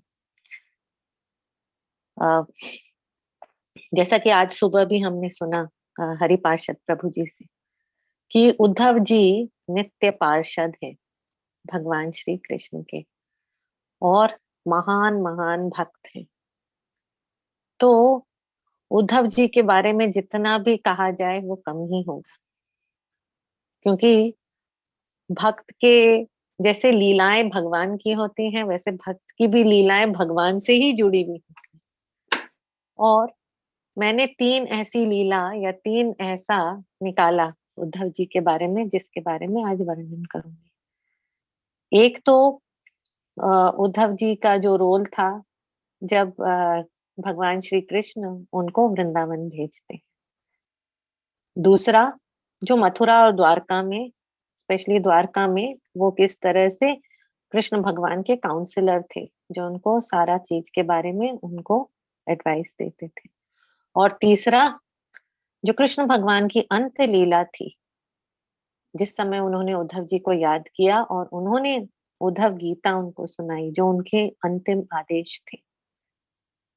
तो वो तीन चीज, ये तीनों, सबसे पहली चीज 10th कैंटो में आती है, और 3rd कैंटो में और 10th कैंटो में गोपी लीला आती है, गोपियों के साथ जो होता है, और 11वें कैंटो में आता है उद्धव गीता, और द्वारका लीला भी 10th कैंटो में ही है।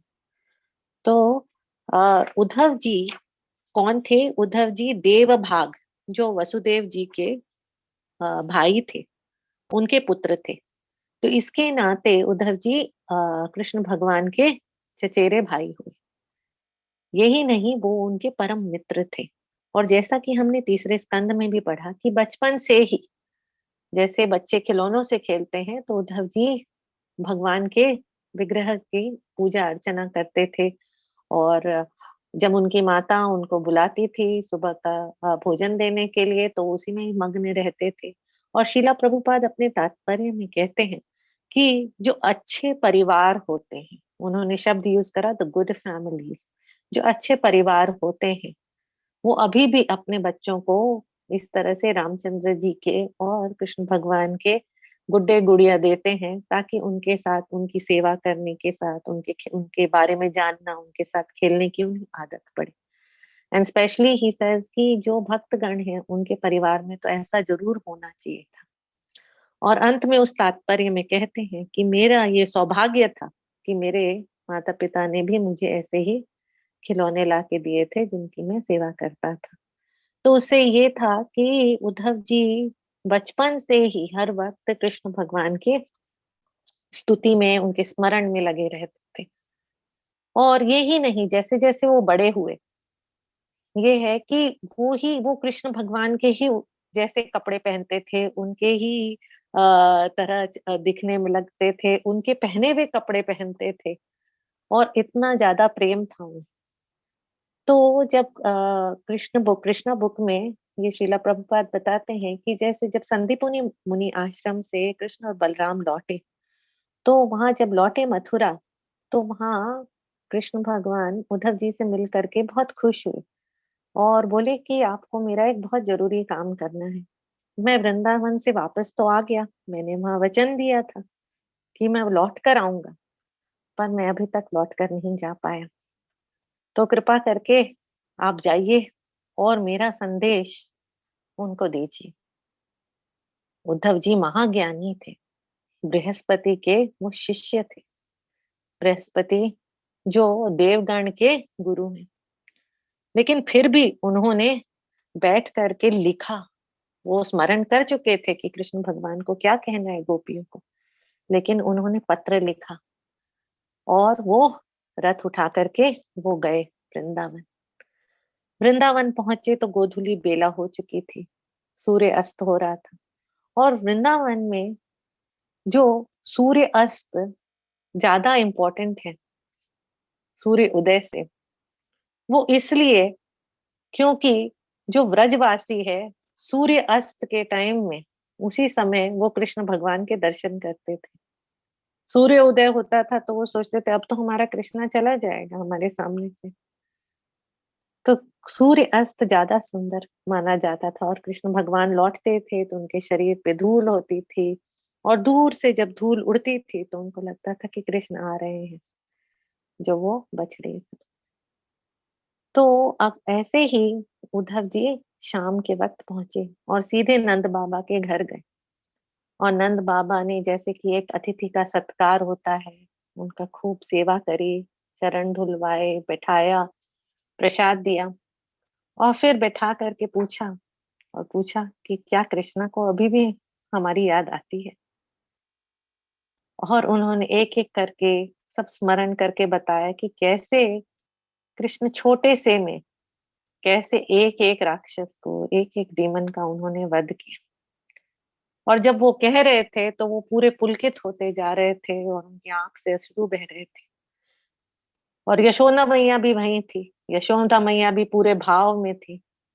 और इसी तरह चर्चा करते करते गोधूली बेला से दूसरे दिन का सूर्य उदय हो गया और तीनों बैठ के बातें कर रहे थे। सूर्य उदय हुआ तो उसके बाद बाहर जब गोपियों ने वो जगी और उन्होंने देखा इतना बड़ा रथ, तो कहीं कृष्ण तो वापस नहीं आ गए। तो दूर से आते हुए उनको उद्धव जी दिखे, जो कि देखने में थोड़े बहुत कृष्ण भगवान समान, लेकिन जब पास आए तो बोले नहीं नहीं, ये तो नहीं है। तो उद्धव जी से मिल करके उन्होंने बोला कृष्ण को, उद्धव जी को, कि वो हमारा कृष्ण तो चला गया। जैसे कि कोई और भी करता है कि जब अपना मतलब निकल जाता है तो चले जाते हैं। वहां उनको अपना परिवार मिल गया, राजा मिल गए, बहुत सुंदर कन्याएं हैं। जैसे कोई पेड़ को छोड़ देता है जिसपे फल उगना बंद कर देते हैं तो कोई नहीं आता, कोई पेड़ कोई पक्षी नहीं आते। जैसे कोई वन होता है जिसमें आग लग जाती है तो सारे जानवर छोड़ के चले जाते हैं, वैसे ही हमारा कृष्ण भी हमें छोड़ के चला गया। अब क्या आएगा वो? तो वो बहुत ही दुख में थी और सब अपनी अपनी व्यथा उद्धव जी को बताती रही। तो इस लीला से उद्धव जी की आंखों से कृष्ण भगवान ने हमें ये दिखाया कि गोपियों का जो प्रेम था, जो ब्रजवासी लोग के जो विरह थी, वो कितनी ज्यादा थी। उद्धव जी वहां गए और जब उन्होंने स्मरण सुना नंद बाबा का, ब्रजवासियों का, गोपियों का, तब ये एहसास हुआ कि हाँ, गोपियों की ही जो विरह है, जो दुख है, और गोपियां ही सर्वोच्च भक्त हैं। और जहां उन्होंने कुछ दिन रहने का सोचा था, तो गोपियों के आग्रह पे वो कुछ महीने वहां पर रहे। और इसी तरह से रोज स्मरण होता, रोज दुख होते, रोज आंसू बहते। और इस तरह से उद्धव जी के माध्यम से कृष्ण भगवान ने अपनी लीलाओं में हमें ये दिखाया कि कैसे गोपियां उनकी सर्वश्रेष्ठ भक्त हैं। दूसरा जो उद्धव जी ने बहुत ही महत्वपूर्ण चीज करा था, वो जब द्वारका में, जब कृष्ण भगवान सबको लेके, सारे यदु लोग को लेके द्वारका चले, तो वहां पर वो उद्धव जी से सारी अपनी सलाह मशवरा करते थे। तो उसमें से एक जो लीला आपके सामने वर्णन करूंगी संक्षेप में, कि जब राजसूय यज्ञ हो रहा था तो नारद मुनि भी आए थे द्वारका, उसके बाद में वर्णन करने और आमंत्रण देने। और साथ ही उनके पास एक संदेश आया था एक राजा से कि कैसे जरासंध ने कितने लोगों को बंदी बनाया। तो कृष्ण भगवान ने सबके बीच में उद्धव जी को बुला के बोला कि उद्धव, आप क्या सलाह देते हैं कि मुझे क्या करना चाहिए? राजसूय यज्ञ जो मेरे भ्राता कर रहे हैं वहां तो हम सबको जाना ही चाहिए, इतना बड़ा यज्ञ है पूरे परिवार को। तो उद्धव जी को आश्चर्य भी हुआ कि ये तो परम पुरुषोत्तम भगवान स्वयं हैं और यहाँ इतने अग्रज बैठे हैं, फिर भी ये मुझसे पूछ रहे हैं। लेकिन उद्धव जी उस समय बहुत अच्छे से उन्हें बताते हैं। वो उनसे कहते हैं कि राजसूय यज्ञ तो जरूरी है, कि अगर युधिष्ठिर महाराज को हमें ये दिखाना है कि पूरे भारतवर्ष में वो एक ही, लेकिन उसके लिए जरासंध को पराजय करना बहुत जरूरी है, क्योंकि जरासंध बहुत ही पराक्रमी है। और दूसरा, अगर जरासंध इस तरह राजाओं को दुखी कर रखा और उनको बंदी बना रखा है तो भी सही नहीं है कि उनके राज्य में इस तरह से कोई दुखी रहे। तो वो राजाओं को हमें उनके चुंगल से निकालना होगा। लेकिन प्रभु, आप तो इतने बार पराजय हो गए हैं जरासंध से, और एक बार तो आपने युद्ध भूमि भी छोड़ दी, तो इस बार तो कुछ और करना होगा। तब उन्होंने ये नीति बताई कि कैसे जरासंध को ब्राह्मणों से विशेष प्रेम है, तो अगर भीम ब्राह्मण का वेश लेके जाए और वहां पर जरासंध को चुनौती दे, लेकिन उसने ये भी कहा उन्होंने, लेकिन प्रभु उस समय आपका होना वहां बहुत जरूरी है, क्योंकि आपके होने से ही युद्ध जीता जाएगा, तो ये लीला तो आपको पता ही है कि कैसे जरासंध का वध हुआ था, तो समय के अभाव के कारण उसमें नहीं जाएंगे। तो इस तरह से कृष्ण भगवान कई बार उनसे राय लेते थे। और तीसरा जो बहुत बहुत महत्वपूर्ण चीज कि जब कृष्ण जी अपनी लीला समाप्त कर रहे थे, जब सारे यदु वंश का नाश हो गया था, तब उन्होंने उद्धव जी को याद किया। और शीला प्रभुपाद कहते हैं कि उद्धव गीता बहुत जरूरी थी, क्योंकि भगवत गीता तो युद्ध के मैदान में कही गई थी, समय कम था, तो सारे इंस्ट्रक्शन जो थे, सारे जो कृष्ण भगवान को देने थे अपने जाने से पहले, क्योंकि वो आए क्यों थे? वो आए थे परित्राणाय साधूनां विनाशाय च दुष्कृतां। अपने सारे जो लोगों हैं, फॉलन सोल्स, उन सबको उनको तारने आए थे। तो उद्धव गीता में 23 अध्याय हैं, 11वें स्कंद में। तो 23 अध्याय में वो डिटेल में सब चीज बताते हैं और उद्धव जी एक एक प्रश्न पूछते हैं। और जैसे अर्जुन ने प्रश्न अपने लिए नहीं पूछा, पर हम जैसे मानव जाति के लिए पूछा, तो उद्धव जी के भी उस समय प्रश्न बहुत ही महत्वपूर्ण है। और उद्धव जी ने ये दुख झेला कि हमेशा उनके पार्षद होते हुए भी वो चाहते थे, उन्होंने कृष्ण भगवान को बोला कि मुझे भी अपने साथ आप ले लें, लेकिन कृष्ण भगवान ने उनसे कहा कि आपको ये दायित्व है कि ये सारा जो मैं आपको ज्ञान दे रहा हूँ, एक तो इसे फैलाना है और दूसरे लोगों को भक्ति के बारे में सिखाना है। और अब आप संन्यास लीजिए, बद्रिक आश्रम जाइए और वहां जो भी योगी ज्ञानी जिन तक मैं पहुंच नहीं पाया, आप उनको जा करके ज्ञान दीजिए ताकि वो भी मेरी भक्ति में लग सके। तो इस तरह से ये तीन रोल्स मैं निकाल पाई उद्धव जी के बारे में, कि जिसमें उन्होंने, उनके थ्रू हमें पता चला कि गोपी लोग सर्वोच्च भक्त हैं और कैसे कृष्ण भगवान अपने भक्त के से भी राय लेते हैं उनको ऊंचा बनाने के लिए, जबकि वो तो सर्वज्ञानी है। और आखिरी में कैसे उन्होंने उद्धव जी को अपना परम मित्र, अपना मोस्ट सीक्रेट नॉलेज दे करके इस मानव जाति का कल्याण करना चाहिए। Thank you so much. Hare Krishna Krishna Krishna Hare Hare Ram Shri Prabhupada की जय। Hare Krishna. Thank you very much, Anupama Madhavi Mataji. You covered very nicely the lovely points about Uddhav. Thank you very much. I would like to congratulate each and everyone for the wonderful presentations, for working very hard, meditating, and coming out with such wonderful points which you all have shared. बहुत बहुत अच्छा आप लोग ने सब जो है हृदय से आप लोग ने सब अध्ययन करके सब प्रेजेंटेशन किया, अपना समय इस प्रकार से भगवान के स्मरण में आप लोगों ने निकाला, उसके लिए मैं धन्यवाद देना चाहूँगी। Thank you very much to Amrita for speaking on Vidura, thank you Radhika Tilakani for speaking about queen Kunti, thank you Chhaya माता ji for speaking about Dhritarashtra, thank you Daitya Pavan Prabhu for speaking on Akrura, thank you Lalita माता ji for speaking about Vidura. Thank you Jai Shri Radha for speaking about King Pandu. Thank you Rasheshwari Mataji for also enlightening us with more points on Queen Kunti. Thank you Hasubha Mataji for the wonderful Duryodhan presentation, which was very lively and attractive. Thank you Priyarani Mataji for Devaki. Thank you Yogini Mishra Mataji for covering Arjun very well. Thank you Satrugna Priya Mataji for wonderful recitation of the Stuti. Thank you Siddharchana Mataji for speaking on the Devaki. And thank you Udaranga Mataji for speaking on King Yudhishthir. And last but not the least, thank you Anupama Madhavi for covering Uddhav. Thank you very much. बहुत बहुत धन्यवाद, आप लोगों ने सब अच्छी तरह से इसमें पार्टिसिपेट किया और यही जो है ज़रूरी है, क्योंकि हमें अपने समय किसी न किसी तरह से भगवान का स्मरण करने में निकालना है।